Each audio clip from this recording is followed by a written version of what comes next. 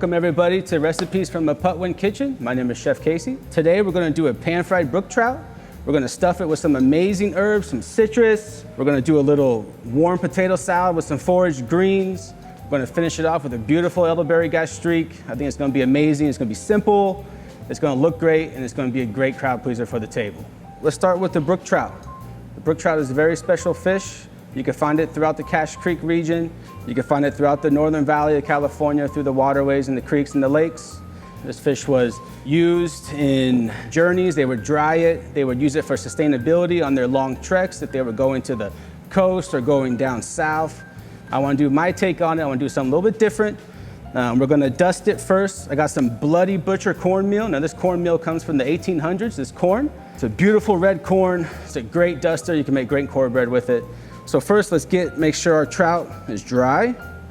Let's make sure we salt the cavity. You always want to make sure that cavity is salted. Start with some lemon.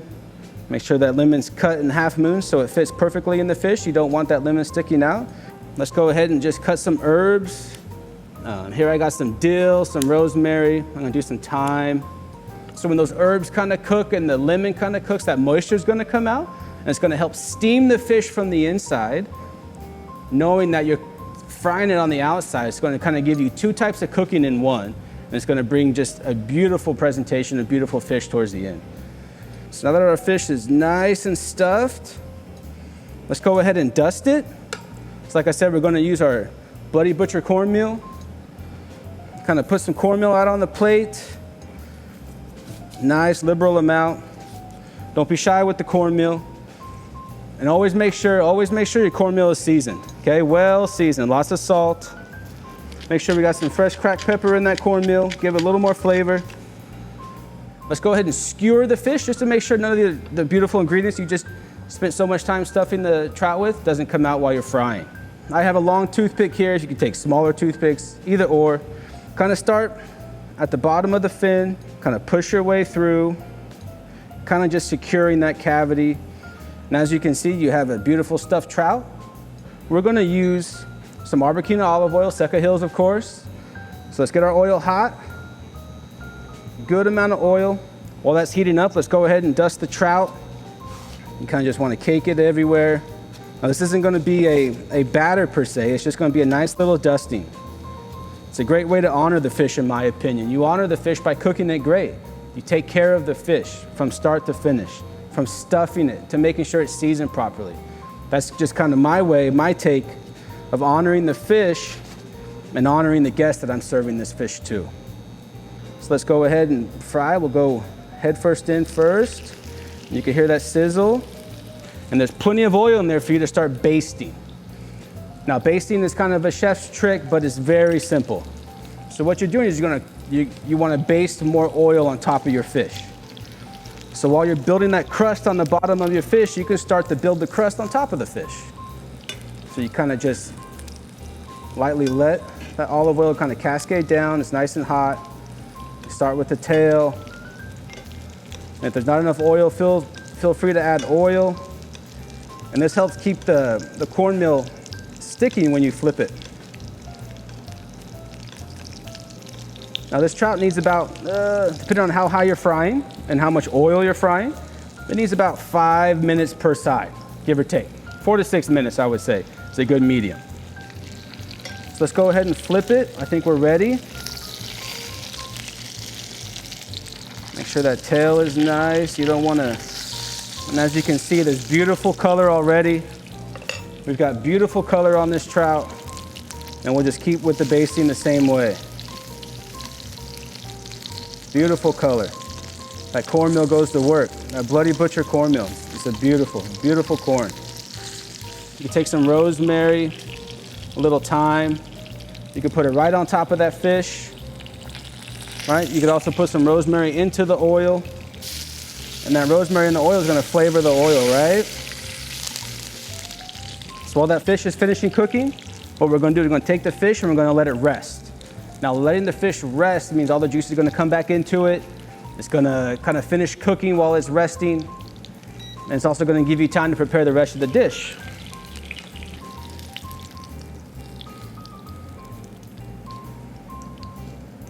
So I'm gonna let my fish rest. I got some beautiful bed of basil. Basil's growing wild around here right now. I got so much of it, so I'm just gonna utilize it in every fashion that I can. Let's get our pan nice and hot again, and let's start making our warm potato salad. Now this warm potato salad is gonna be mixed with a bunch of herbs. Like I have some beautiful broccolini. To me, this is something that I feel could have been foraged in this area. It resembles plants that were utilized in the Capay Valley. And I'm not gonna cook the greens. I'm gonna let the potatoes cook the greens for me. So I'm gonna saute the potatoes nice and hot. And then we're gonna add the hot potatoes to all your green mixture, and hopefully by the time everything's done, those hot potatoes are gonna make those greens wilt and kind of bring out some of the peppery flavor that this broccolini has. Also has some beautiful dandelion greens that we're gonna use. So now that we have our rapini prepped, let's start with the potatoes. Now these are just kind of some Yukon Gold baby potatoes, but here in the Capay Valley, there are natural native potatoes that grow. So let's get these sliced up. I'm just gonna cut these in thirds. Got that going. Once again, I'm gonna hit it with the Arbequina from Seca Hills. So let's start the potatoes with some leeks. We're gonna do some natural leeks. This is a great onion. Onion meets garlic kind of flavor, right? It's a great contrast to the potatoes. Hit it with a little garlic, even though you have your leek in there.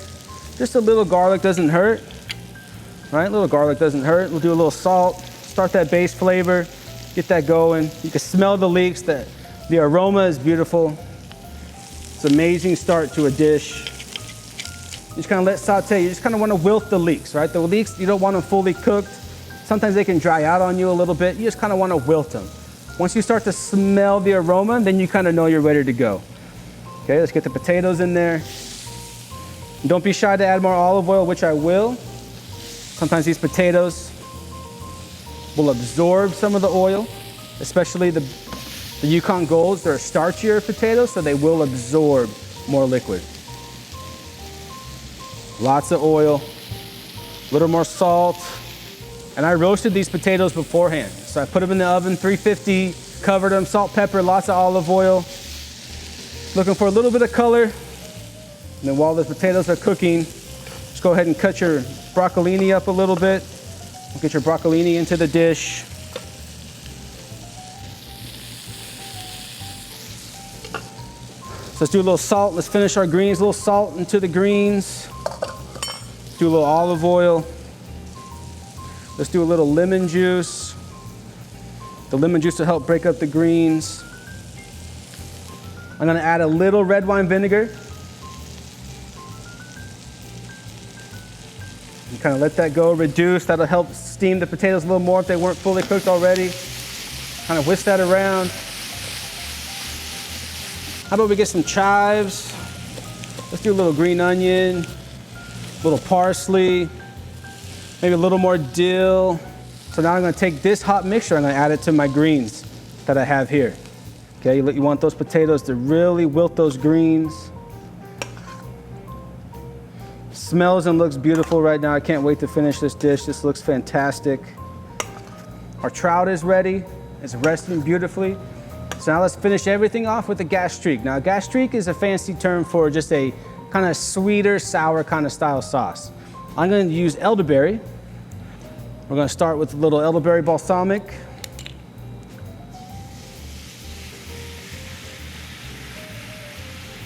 It's going to start caramelizing on you. Red wine vinegar. Let that cook. We're going to add some of our elderberry, which are dried. We picked these this year. It was a beautiful crop, a beautiful season. And you can smell the vinegar. I'm going to use a little bit of our Seca Hills honey, just in case it needs a little more sweet. That's going to help hopefully bridge the balsamic and the red wine vinegar together. So once our elderberry sauce is ready to go, you can see the thickness of it. It looks pretty good. It smells great. It's tart, it's acidic, it's sweet. It's going to pair beautifully with this trout. We have our vessel, we have our serving board. Let's check on our salad. Those potatoes did its job. Nice and wilted. You kind of want to build your platform for what that fish is going to sit on. Make sure those potatoes look beautiful. Now let's come and get our trout. Our trout is ready.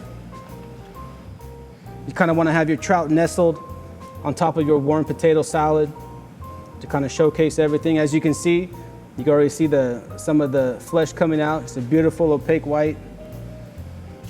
And we'll take some of this gastrique that we made with the elderberry syrup, red wine vinegar, and some dehydrated elderberries. And this can kind of just go right on top of your trout. Don't be shy, it's a beautiful sauce.